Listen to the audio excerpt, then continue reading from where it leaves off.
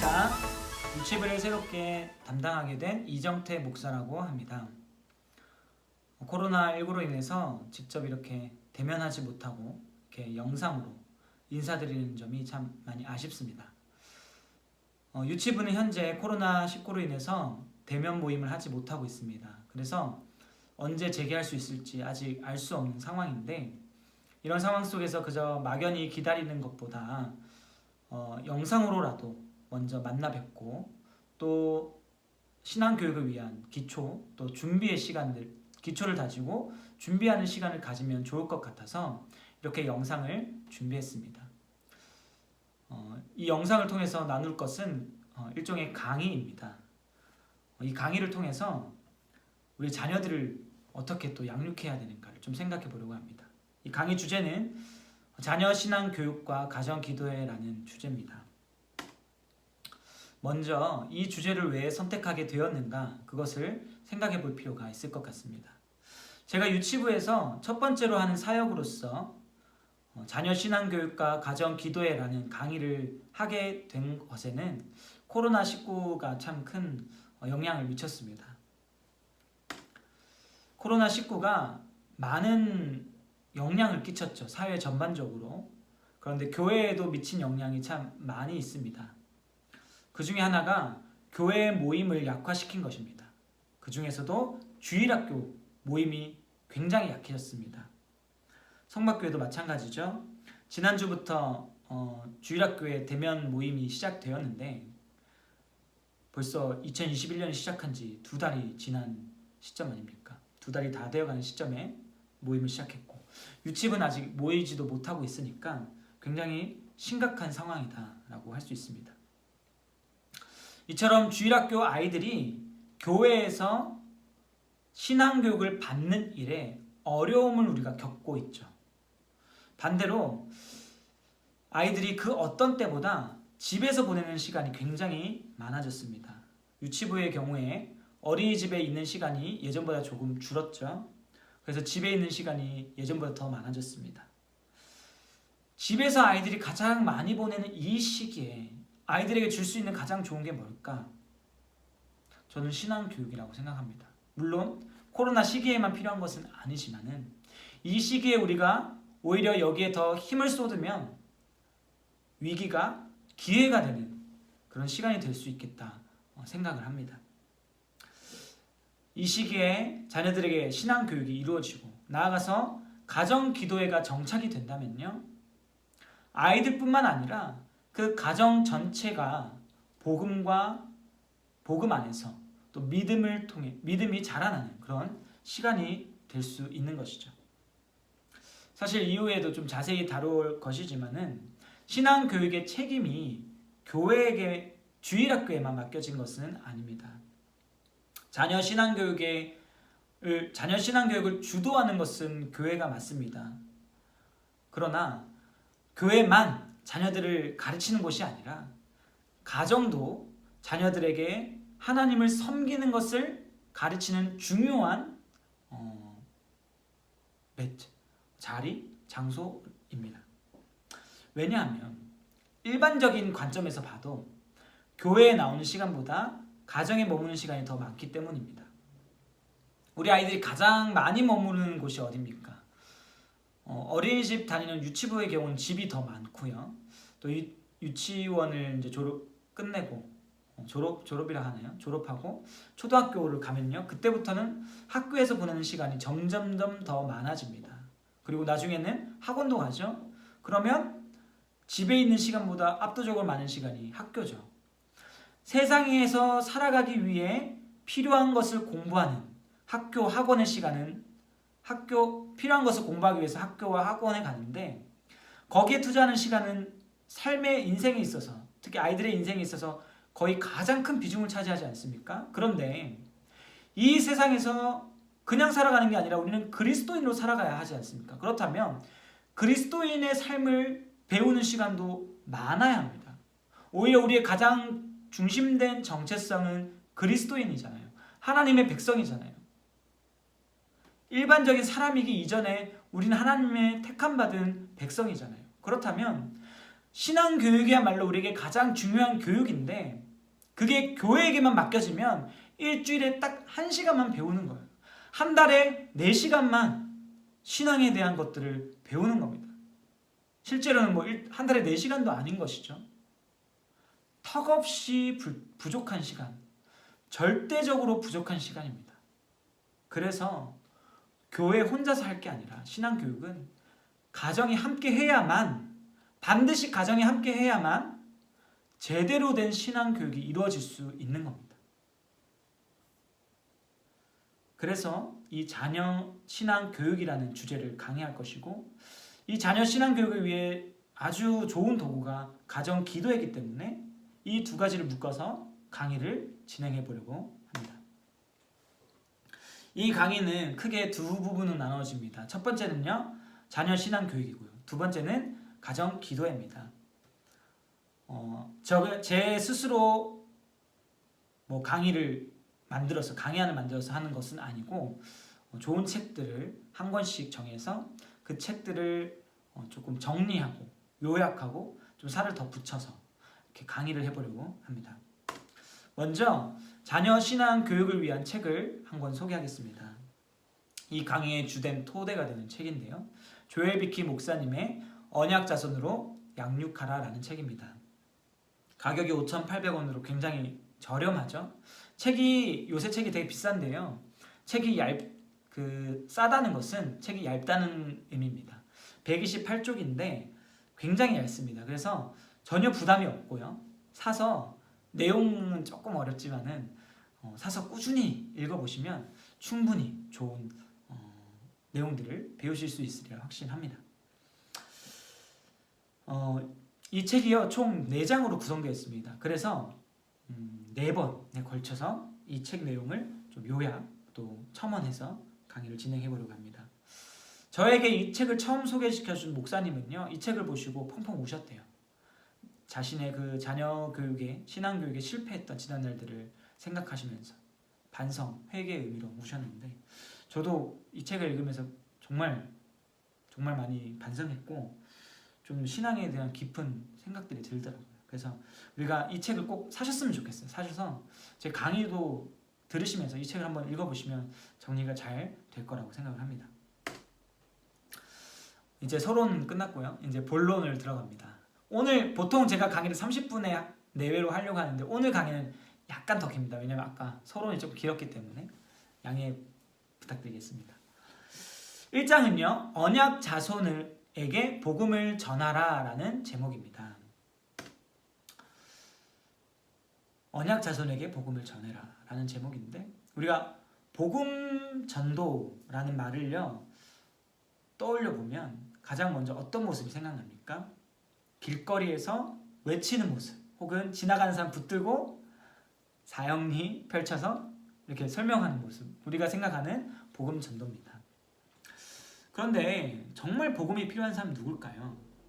복음이 필요한 사람이 누굴까라는 질문을 던졌을 때 우리는 자연스럽게 우리의 자녀들, 그리고 교회의 자녀들을 제외시킬 때가 참 많습니다. 그런데 성경은요, 도리어 자녀들에게 복음을 전하고 하나님 경외하는 것을 가르쳐라 라고 강조하고 있습니다. 그리고 교회가 자연스럽게 성장하고 이스라엘이 건강하게 자라날 때는요, 자녀가 부모로부터 신앙교육을 잘 받을 때 그런 모습이 일어나죠.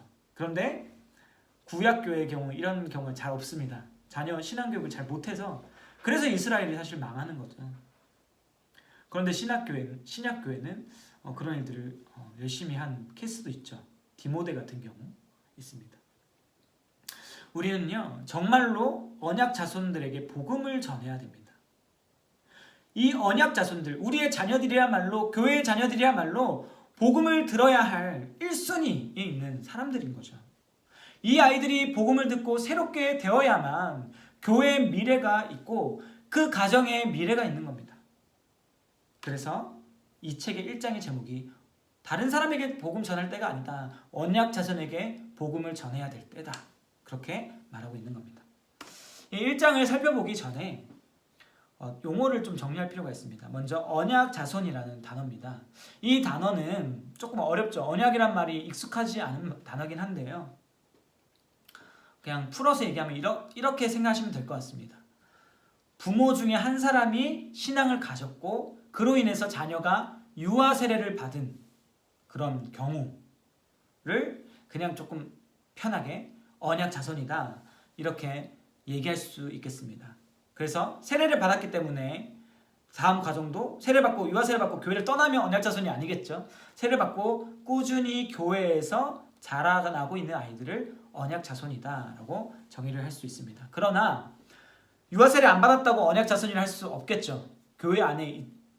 그래서 우리는 여기서 조금 더 넓은 범위를 가지고 부모가 신앙을 가지고 그로 인해서 자녀도 함께 교회에서 신앙생활을 해가는 아이들을 언약 자손이다라고 조금 폭넓게 정의를 하고 나아가도록 하겠습니다. 그런데 이 책에서는 유아 세례에 좀 더 포커스가 맞춰져 있다는 걸 좀 기억하시고 책을 보시면 더 될 것 같습니다. 그 다음에 정의할 단어는요, 복음 전도입니다. 복음 전도는 어떤 것일까요? 성경은요, 이 세상의 모든 사람이 죄인이라고 얘기를 합니다. 그러면 교회 안에 있고요, 교회에서 자라고 있는 우리 교회의 자녀들, 언약의 자녀들은요, 죄인일까요? 죄인이 아닐까요? 죄인입니다. 죄인에게 필요한 게 있는데 뭡니까? 복음입니다. 따라서 이 강의에서 말하는 복음 전도라는 것은 죄인에게 필요한 것을 주는 것, 그게 복음 전도입니다. 그러면 죄인에게 필요한 게 뭡니까? 이게 좀 중요한데 먼저는 내가 죄인이라는 걸 깨닫는 것, 발견하는 것이 필요하고요.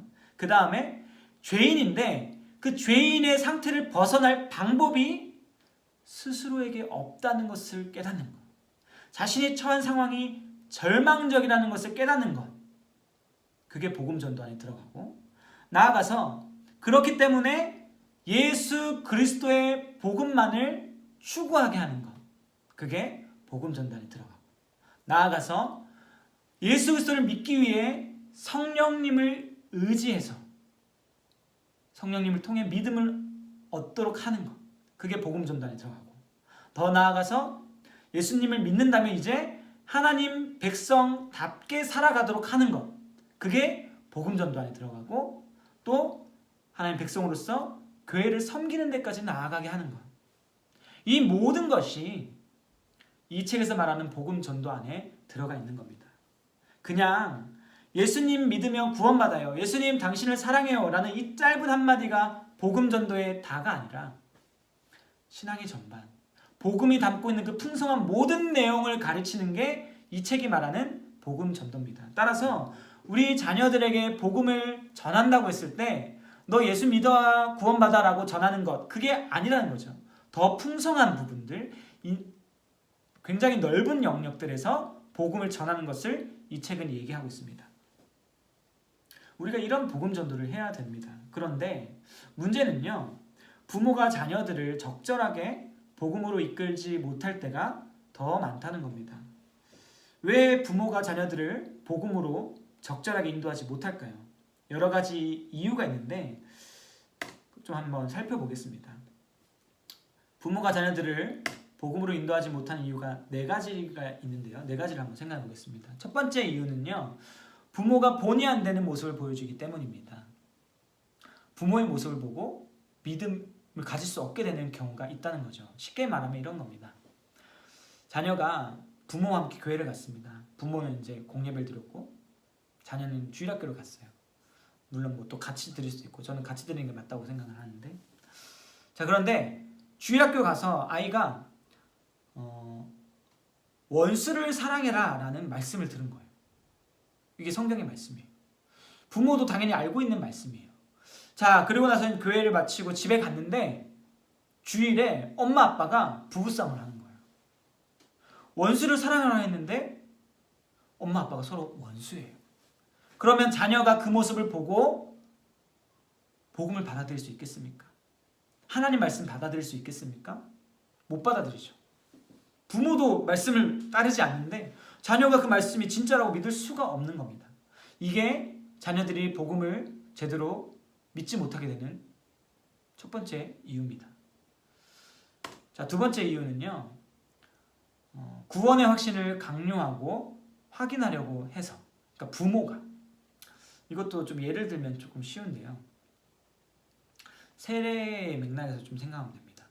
아이들이 유아 세례를 받잖아요. 그러면 이 아이들이 나이가 먹고 좀 자라게 되면 무엇 합니까? 입교를 하죠. 유아 세례를 못 받은 아이들은 부모와 함께 자연스럽게 교회를 다니다가 적정 연령이 돼서 세례를 받습니다.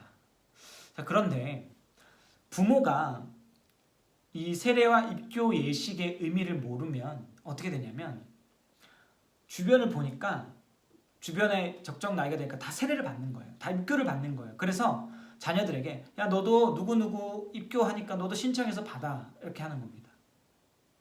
그럼 이 자녀는 먼저 부모가 자녀에게 진짜 입교할 수 있는 그 믿음의 고백이 있는지 없는지 확인을 안 하고 그냥 때가 됐으니까 하라고 밀어붙이면 자녀는 어떻게 되냐면 그냥 다들 하니까 나도 해야지 라고 그 자리에 들어가서 진짜 자기의 믿음이 아닌데 시키는 거 그대로 외워서 대답만 하는 겁니다. 네, 네, 네.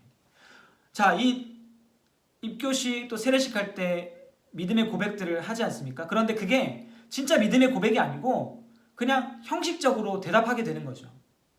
자, 이 과정을 거쳐서 세례와 입교를 했는데 부모는 어떻게 생각하냐면 내 자녀가 믿는다고 고백했어 라고 생각을 하게 되지 않습니까? 실제로는 믿음을 확인한 적이 없는데 내 자녀가 믿음이 있는지 없는지 모르는데 겉으로는 믿음이 있는 것처럼 모든 걸 다 해버린 거예요. 이 경우에 부모는 자녀에 대한 잘못된 안심을 가지게 되죠. 내 자녀가 입교했어, 세례했어. 그러면 자연스럽게 방관하게 되고 그냥 놔두게 되고 안심하게 되니까 방치가 되죠. 그럼 이 자녀들이 나중에 자유를 얻었을 때 어떻게 하냐면 믿음이 없기 때문에 교회를 떠나는 거예요. 세례받고 입교한 아이가 대학생이 돼서 혹은 직장인이 돼서 떠나는 경우 정말 부지기수입니다. 너무 많죠. 세 번째 경우는요. 부모가 세상의 악함을 과소평가하는 겁니다. 세상이 정말 악해요. 사탄이요. 지금도 우는 사자처럼 우리 자녀들 집어삼키려고 하고 있어요. 세속의 문화를 가지고요. 그런데 부모가 세속의 문화가 얼마나 복음을 거스르고 있는지에 대한 인식이 없으면요. 자녀가 지금 세속에 집어삼켜지고 있는데 아무렇지 않게 생각하는 겁니다. 그래서 시간이 지나보면 더 이상 복음이 밀고 들어갈 자리가 없는 것처럼 되어버린 아이들이 많아요. 아이들이 학교에 가서 음란을 배우고 욕설을 배우고 거짓을 배우고 탐심을 그대로 수용하고 비방하고 무시하고 짓밟는 걸 그대로 배우고 있는데 부모가 그 세상의 악함을 과소평가해버려서 그대로 세상 가운데 지내고 있는 것을 지켜만 보고 있을 때가 있는 겁니다. 그렇게 되면 나중에 복음을 전하는 것이 너무 어렵습니다. 부모가 세상의 악함을 인식해야 되는 겁니다. 네 번째, 부모가 하나님의 능력을 불신할 때 자녀가 복음으로 온전히 인도받지 못할 때가 생깁니다. 이게 어떤 거냐면 이런 겁니다. 내 자녀는 아직 어리니까 나중에 복음 전하면 돼. 나중에 교회 생활 열심히 하자고 하면 돼. 이렇게 생각하는 겁니다. 그런데 뭐냐면 어리면 예수님 믿을 수 없어라고 생각하는 거예요. 부모가. 그런데 이거는요. 하나님의 능력을요. 불신하는 겁니다. 하나님은요. 원하시면요. 언제든 그 영혼을 새롭게 하실 수 있습니다. 그게 우리의 믿음의 고백입니다. 그런데 우리가 하나님의 능력을 과소평가해서 나중에 돼야 하나님도 변화시킬 수 있어라고 막연히 할 때가 있는 거죠. 그래서 진짜 중요한 시기를 놓쳐버리고 이후에는 오히려 세상으로 들어가 버린 경우가 될 수 있거든요. 그래서 자녀들이 복음의 길로 인도받지 못할 때가 생기는 겁니다. 부모는요, 이런 잘못된 행동들, 생각들을 버려야 하는 겁니다. 앞서서 부모가 언약 자손을 복음으로 바르게 인도하지 못하는 4가지 경우를 살펴봤는데요. 이어서 언약 자손을 향한 잘못된 시각 두 가지를 좀 얘기해 보려고 합니다. 그러니까 쉽게 말해서 언약에 대한 오해 두 가지입니다. 언약이라는 것은요, 하나님과 관계를 맺는 것입니다. 근데 이 관계에 대해서 오해할 때가 있는 것이죠. 먼저 하나는요, 언약 관계를 과대평가하는 겁니다. 그러니까 세례를 예를 들어서 세례를 맺음으로 언약의 그런 백성으로 표를 받지 않습니까? 세례 받았으니까, 유아 세례 받았으니까 내 자녀는 하나님의 자녀야라고 생각해 버리는 거예요. 굉장히 위험한 생각입니다. 그러니까 이 생각 안에는 어떤 오해가 있냐면 세례를 받는 그 행위 자체가 구원을 준다는 생각이 들어있는 거죠. 그러나 세례는 구원을 주지 않습니다. 세례는 은혜의 방편으로서 믿음을 굳건하게 하는 겁니다. 믿음을 굳세지도록 도와주는 겁니다. 없는 믿음을 주는 게 아니라 있는 믿음을 굳건하게 해주는 거예요. 그래서 세례 받았다고 해도 구원받지 못한 백성일 수가 있습니다. 부모는 이걸 알고 있어야 돼요. 반대로 언약 관계를 과소평가하는 경우도 있습니다. 쉽게 말해서 유아 세례에 아무런 그런 가치를 두지 않는 거죠. 그러니까 유아 세례를 받았다는 것은 이제 언약 관계 안에서 하나님을 따라가고 또 하나님 말씀을 듣는 일에 그 특권을 가지고 있다는 것인데, 세례가 뭐 그냥 아무것도 아니야라고 생각해 버리면 이 자녀가, 유아 세례 받은 자녀가 하나님의 백성이라는 생각도 하지 않게 되는 거죠. 하나님의 백성이라고 생각을 안 하면 이 자녀에게 복음을 가르치겠습니까? 안 가르치겠습니까? 가르치지 않겠죠. 그래서 이런 오해를 가지고 있으면 자녀들이 자연스럽게 또 복음으로부터 멀어질 수밖에 없는 겁니다. 그렇다면 언약 관계에 대한 바른 시각은 무엇이겠습니까? 그러니까 우리는 어떻게 언약을 이해해야 할까요? 유아 세례를 또 다른 말로 해보면 유아 세례를 어떻게 우리는 받아들여야 할까요? 여기에 대해서 좀 몇 가지를 생각해 볼 건데요. 먼저는 세례받은 자녀도 거듭나야 한다는 것을 우리는 좀 기억하고 있어야 됩니다. 이게 무슨 말이냐면 우리 자녀도 죄인이다라는 겁니다. 우리 자녀가 유아 세례를 받았다 할지라도 죄인이기 때문에 예수님에 대한 참된 믿음이 없으면 영원한 죽음을 피할 수 없다는 거죠. 세례가 구원을 주는 게 아니라는 거 기억하시고, 유아 세례를 받은 자에게 하나님이 주신 특권이 있거든요. 복음의 말씀을 교회를 통해 계속 듣게 되는데, 그때 이 자녀가 진짜 이 복음이 필요한 사람이라는 인식이 있어야 되는 겁니다. 내 자녀가 죄인이라는 인식이 있으면, 내 자녀가 거듭나야 될 대상이라는 인식이 있으면 부모의 마음이 어떻게 될까요? 하루빨리 복음으로 거듭나기를 소망하겠죠. 이 소망이 기도로 이어지지 않겠습니까? 부모는 자녀가 거듭나야 된다는 사실을 꼭 기억해야 합니다. 다음으로요, 세례받은 자녀는 예수님만이 유일한 구원의 길이라는 것을 배워야 합니다. 세례받은 자녀도 거듭나야 된다고 말씀을 드렸는데 어떻게 거듭납니까? 일반적인 종교는 어떤 행위를 통해서 구원과 같은 그런 것을 얻죠. 근데 그게 종교심의 자연스러운 현상입니다. 그래서 우리 아이들도요, 자연스럽게 내가 교회 열심히 가니까, 부모님 따라서 교회 안 빠지니까, 헌금 열심히 하니까 나는 구원받은 백성이야 라고 생각하기 쉽습니다. 그러나 부모가 기억해야 될 것은요, 우리 자녀가 그런 행위로서 구원받는 게 아니라 오직 예수 그리스도에 대한 믿음으로 구원받는다는 것을 기억하시고 자녀들에게 그걸 알려주어야 합니다. 사랑하는 자녀들에게 네가 예수님을 믿어야만, 예수님의 십자가의 보혈로만 깨끗하게 될 수 있다. 너는 죄인인데 그 죄를 해결하실 분은 예수님밖에 없다. 그 예수님을 믿어야만 구원받는다 라는 것을 부모가 가르쳐줘야 합니다. 또 부모가 기억해야 될 것은요, 세례가 하나님에 대한 새롭고 진정한 순종을 요구한다는 사실입니다. 세례를 받았다는 것은 하나님과의 언약 관계에 있다는 것인데 하나님께서 언약 안에서요 은혜를 많이 베푸세요. 좋은 것들 많이 베풀어 주십니다. 복음을 듣는 은혜를 주시고 교회 안에서 함께 또 지낼 수 있는 은혜를 또한 주시지 않습니까? 교회를 통한 온갖 좋은 것들을 주시는데 동시에 하나님이 은혜를 베푸시면서 요구하시는 게 있어요. 뭐냐면 말씀에 대한 순종입니다. 따라서 부모는 자녀들에게 네가 유아 세례를 받은 자로서 그 세례에 합당한 삶을 살아야 돼 라고 가르쳐 줘야 합니다. 합당한 삶이란 말씀에 대한 순종입니다. 너는 유아 세례를 받았어. 그러니까 하나님 말씀 따라 예배하자. 하나님 말씀 따라 기도하자. 하나님 말씀 따라 찬송하자. 하나님 말씀 따라 사랑하자.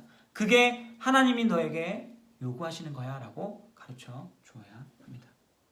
근데 단순히 말만 하는 게 아니라 그 순종의 삶을 부모가 먼저 살아야겠죠. 다음으로 세례는 말씀을 따라 자녀들을 훈계할 것을 요구한다는 것을 좀 부모가 기억할 필요가 있습니다. 왜 자녀들이 유아 세례를 받습니까? 부모가 신앙을 가졌기 때문에 자녀가 유아 세례를 받잖아요. 그것은 무슨 의미가 있냐면 이 자녀의 신앙에 대한 책임이 부모에게 있다는 겁니다. 뭐 이걸 설명할 기회가 참 많이 있겠지만 5계명을 배우면요. 나중에 그 5계명 안에 부모가 자녀들에게 하나님을 가르칠 것에 대한 의미가 담겨 있는 거거든요. 부모는요. 자녀에게 신앙 교육할 책임이 있습니다. 그런데 부모가 자녀를 말씀으로 가르치고 또 이 가르치는 가운데 훈계가 필요하잖아요. 훈계하는 게 참 쉽지가 않아요. 우리가 언제 자녀들을 훈계합니까? 우리의 마음과 기분을 상하게 할 때 우리가 훈계하기가 참 쉽습니다. 예를 들어서 내 통제를 따르지 않을 때 그때 우리는 막 밥상 먹고 화를 내고 하죠. 그런데 그때는 화를 내는데 자녀가 죄를 지을 때는요 훈계를 잘 안 할 때가 많습니다. 예배를 미워하고요, 기도하기를 싫어하고요, 형제를 미워하는데 그냥 넘어가는 거예요. 어릴 때 다 그래라고 생각하면서 죄를 짓고 있는데 죄에 대한 훈계와 책망은 하지 않고 자연스러운 거라고 생각하며 넘어가는 겁니다. 자연스러운 거 맞습니다. 왜냐하면 죄인이니까 나타나는 자연스러운 현상인 거죠. 자연스러운 건 맞지만 괜찮은 건 아니거든요. 근데 부모가 그 일을 괜찮다고 생각하고 넘어가 버리고 훈계하지 않으면 자녀는 언제 그걸 훈계받겠습니까? 그러니까 이 에베소서의 말씀처럼요. 주의 교훈과 훈계로 양육을 해야 되는 겁니다. 내가 세운 훈계의 기준으로 아이들을 양육하는 게 아니라 자녀는 이래야 돼. 그걸 가지고 양육하는 게 아니라 또 세상이 가르쳐주는 양육 방법으로 가르치는 것이 아니라 말씀이 가르쳐주는 내용으로 자녀를 양육해야 되는 겁니다. 말씀은 분명하게 무엇이 죄인지 알려주지 않습니까? 그럼 우리 자녀들도 분명하게 무엇이 죄인지를 알고 배우고 훈계를 받아야 되는 거죠. 그런데 부모가 자녀를 훈계하려면 부모가 먼저 말씀의 훈계를 받아야 합니다. 부모가 말씀의 훈계를 받으려면 부모가 먼저 말씀 앞으로 나아가야 하고요. 그 말씀 앞에 정직하게 삶을 돌아보고 말씀이 우리를 책망할 때 회개해야. 그래야 진실로 자녀들에게도 그 훈계를 줄 수 있지 않겠습니까? 그래서 먼저 부모가 말씀의 훈계를 받는데 힘써야 합니다. 다음으로 생각할 것은요. 세례가 하나님께서 예수님을 통해 기꺼이 우리 자녀들의 아버지가 되신다는 것을 알려주는 것이다. 말이 조금 어렵죠. 그것을 좀 기억해야 됩니다. 그러니까 풀어 말씀드릴게요. 하나님께서 왜 세례를 자녀들에게 베풀어 주실까요? 내 자녀로 삼기 위해서. 세례 자체가 자녀가 되는 것은 아니지만 도와주는 거잖아요. 믿음을 굳건하게 해주는 거니까. 그러니까 하나님이 우리 자녀들의 진짜 아버지가 되길 원하신다라는 사실을 부모가 알려줘야 된다는 얘기입니다. 우리가 참 자녀를 많이 사랑하잖아요. 그런데 자녀들에게 좋은 것 주고 싶지만 다 줄 수는 없습니다. 못 해주는 게 너무 많습니다. 한계가 있는 것이죠. 우리가 참 모자란 부모 아닙니까? 그런데 우리 자녀들의 아버지가 되길 원하시는 하나님은요, 온전하신 분이라는 거예요. 온전하신 그분이, 모자람이 없으신 그분이 우리 자녀들의 아버지가 되기를 원하고 계신 거예요. 우리가 이걸 기억하고 우리 자녀들을 하나님께로 올려드려야 되겠죠. 이것보다 더 좋은 게 없지 않습니까? 우리 자녀들에게도 알려줘야 되고 우리가 먼저 하나님께 자녀들을 내어드려야 돼요. 그러면요, 우리 안에 어떤 게 있냐면 걱정과 근심이 사라질 수 있어요.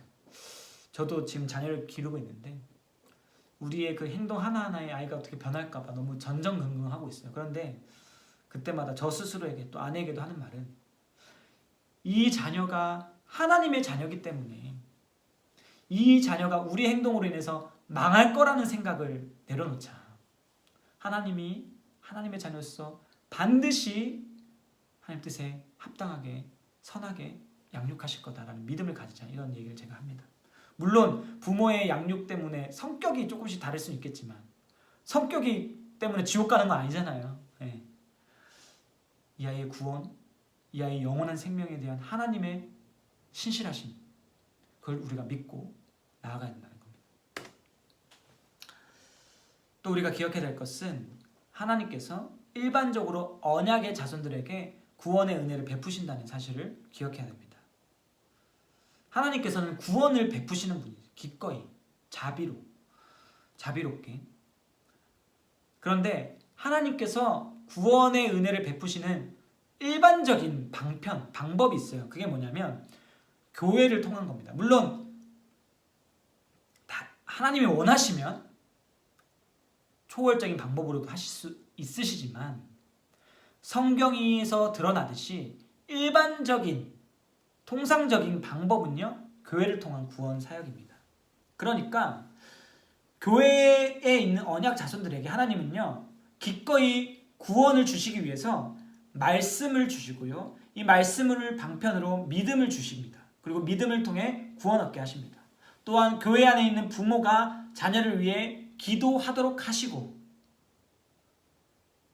그렇게 하나님께서 그 기도를 통해 성령의 역사로 이 자녀들을 돌보시고 구원하시고 새롭게 해 가시는 거죠.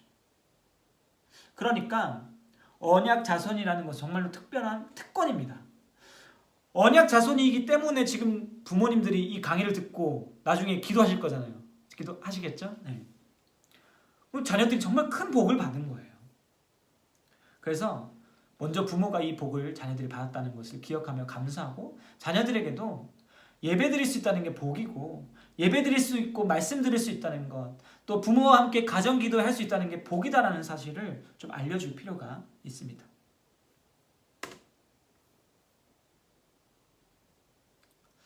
그리고 우리가 또 기억해야 될 것은요, 세례를 통해 언약을 지키시는 하나님의 놀라운 일들을 기대해야 한다는 것입니다.